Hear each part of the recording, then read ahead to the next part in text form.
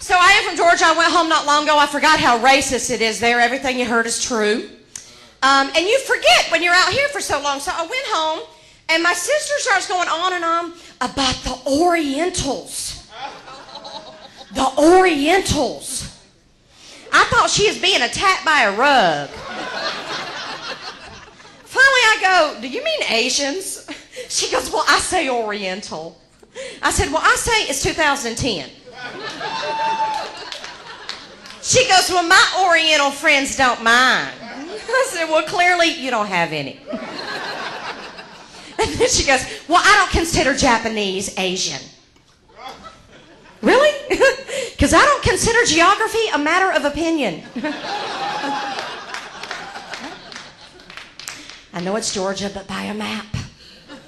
The language is awful in Georgia. Oh my God, if you can get past the N-word, the double negatives will kill you. I'm not kidding you. My brother looked me straight in the face one day, kid you not, and said, we ain't got no colored people on my street. I was like, oh my God, I can't believe you just said that. It's we don't have any colored people on my street. He's so ignorant. We need more black people in the room to laugh at that. That's the thing. White people are like, what's happening? Should we laugh? Oh my God, fuck, what's happening? No, my brother's ignorant. That's the point. So I love living in LA though, because in Georgia I'm the freak. In LA, you got to be pretty fucking freaky to be the freakiest one in the room. Am I right? In Georgia, you walk into a Denny's on a Sunday, not wearing church clothes. Everybody turns around and looks at you like you're there to rob the place. In LA, you walk into a Denny's and the maitre d' has a bone through his nose, tattoos all over his face, a metal spike through his skull. Suddenly, Bobbie doesn't seem so threatening in my Beastie Boys t-shirt after all. We got any actors or comedians in the crowd? Actors, y'all just real people? Y'all just the rich motherfucker real people table right there? What happens is when you move, back me up people, when you move to this town for your career, you become obsessed with your damn career. Like that's all you think about. It's the work. Like I told my friend one day, I said, here's my fantasy. And she leaned in, you know, like it was going to be good. And I was like, oh no, it's not a sexual fantasy. It's a career fantasy. And then I realized, you know what? I have no sexual fantasies left. All of my fantasies are career fantasies. Like y'all, the other day, I caught myself masturbating to the image of me winning an Emmy.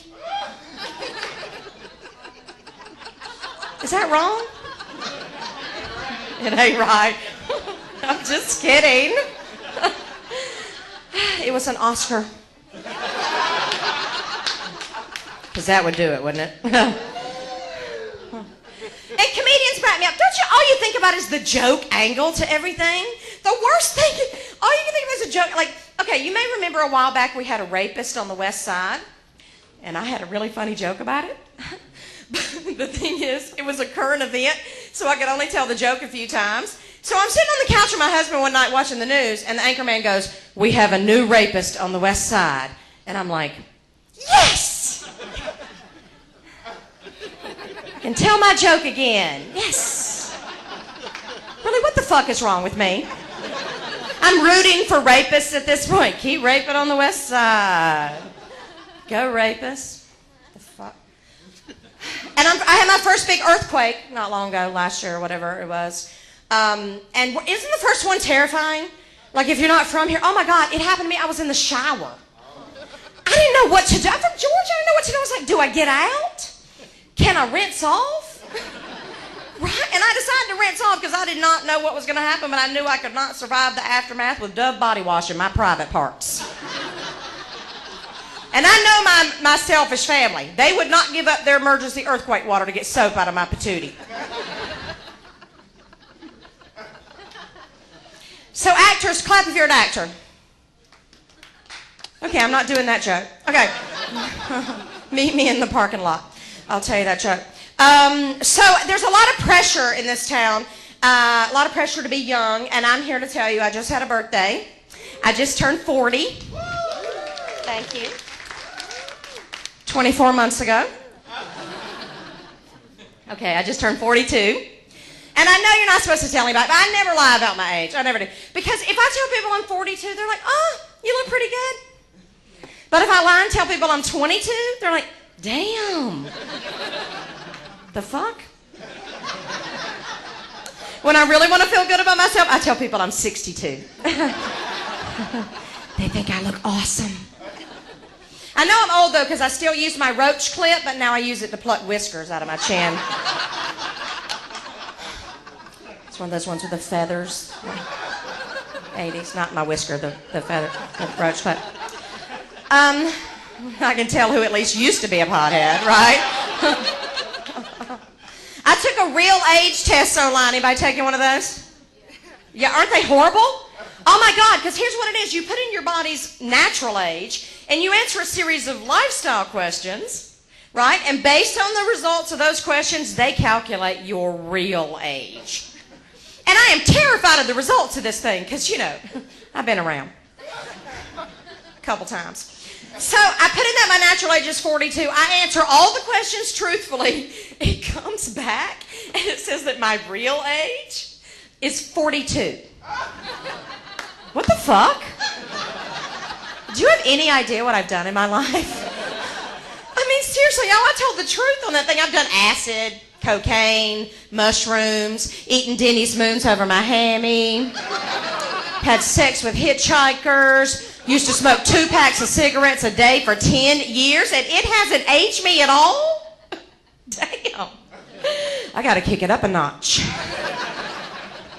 When I leave here tonight, I'm going to start smoking crack with these 2 people right here because they feel me. They're my buddies. I don't have any crack, but I have some weed. Did y'all know George Washington smoked pot? What? Really? You didn't know George Washington? I told my mama that. She freaked out. You'd have thought I'd said he was a damn transvestite. She started acting like she had known George Washington personally. She said, I can't believe you would say that about the father of our country. That man admitted to chopping down a cherry tree because he could not tell a lie. I said, Mama, he was stoned. He couldn't think of one. He would have. I've been with the same man for 20 years. I know, obviously, people clapping who have not been monogamous for 20 years. I have no fucking idea what that's like. Seriously, the last time I had sex with somebody other than my husband, gas was $1. Prince was on the charts. I'm pretty sure When Doves Cry was playing in the background. And before I got married, I was, what do you call it? Oh, yeah, a slut. And I used to try to fill this hole in my heart with one-night stand after really awesome one-night stand. But now that I'm older, young women, take this. Now that I'm older, I can totally look back on that and see it for what it really was. The best fucking time of my entire life. And I miss it. I kind of miss it. I've been with my husband since 1989. I know. I have to admit, I've got the 20-year itch. I'm itching to fuck a 20-year-old. So, you. Seriously. And at this point, I would fulfill any fantasy that he had. I'm a good wife. I would anything he asked. But between us, I secretly hope it's his fantasy to watch me fuck a 20-year-old. Because like the Oscar, that would do it. Okay, I know that the results are ready. I feel very official saying that. And I'm going to tell you one more joke before I go. You guys excited to find out who the winner is? Okay, I'm going to tell you one more joke before I go. And if you don't laugh hard enough, you're not going to find out who the winner is. So there's no pressure on you whatsoever. That is what we call in showbiz a cheap ploy. Okay, so this is a true story. I come from a long line of drug addicts. Thanks. And y'all, I had this one aunt. She was the best. Okay? She was on 22 different prescriptions at one time, all of which she had written herself because she stole her doctor's prescription pad. I know, isn't that the best? But check it out, she got arrested. She got busted. I don't know, I guess the pharmacist got suspicious when the prescriptions just started saying, downers. Something to take the edge off. Thank you guys so much. I've been Bobbie Oliver. Good luck to all the people in the contest. And keep it going for Brian Monarch. Bobbie Oliver!